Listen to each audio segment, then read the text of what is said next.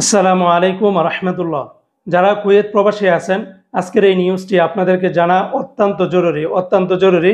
কেননা বন্ধুরা, আমাদের অনেক প্রবাসী বাংলাদেশি বা ইন্ডিয়ানি বা অন্য দেশি বিদেশের মাটিতে অনেক প্রবাসীরা ইচ্ছাকৃতভাবে হোক বা অনিচ্ছাকৃতভাবে হোক বা শখের বশে হোক, তারা প্রতিনিয়ত অ্যালকোহল জাতীয় পানীয় তারা পান করে।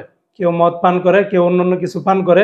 তো কুয়েতের আরব টাইমসের একটি প্রতিবেদনে বলা হয়েছে যে একটি প্রবাসীর যে বাসাবাড়ি বা রুম আছে, সেটার ছাদের উপরে দুইজন প্রবাসীর লাশ পাওয়া গিয়েছে। এবং তদন্ত করে তারা যেটা পেয়েছে, এটার যে যেই এলাকায় ঘটনাটি ঘটেছে সেটা হলো খাইতান এলাকায় একটি ভবনের ছাদে দুইজন বিদেশির মৃতদেহ পাওয়া যায়। ফরেন্সিক রিপোর্ট অনুযায়ী তাদের মৃত্যু হয়েছে সম্ভবত বিষাক্ত মদ অ্যালকোহল পান করার কারণে।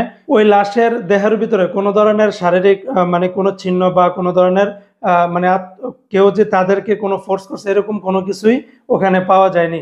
তার ওর তদন্ত অনুযায়ী যেটা পাওয়া গেছে সেটা হলো যে তারা লোকাল জাতীয় বা তাদের হাতের নাগালে যে সমস্ত অ্যালকোহল জাতীয় মদ পাইছে, তারা সেগুলো খেয়ে তাদের শরীরে বিষাক্ত প্রক্রিয়া শুরু হয়ে তারা সেখানেই মৃত্যুবরণ করেছে।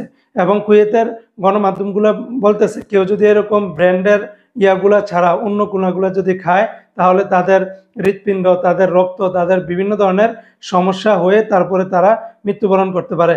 তাই আমাদের বাংলাদেশি প্রবাসী যারা আছেন, আপনারা এগুলা থেকে 1000 হাত দূরে থাকবেন। অপরদিকে কুয়েতে আরেকটি তথ্য পাওয়া গেছে, সেটা হলো সুবিয়া মরুভূমি এলাকায় আরেকটি মৃতদেহ পাওয়া গেছে, যা একটি খুন হিসাবে বিবেচনা করা হচ্ছে এবং সেখানে অপরাধমূলক বিষয় থাকতে পারে বলে তারা ধারণা করা হচ্ছে।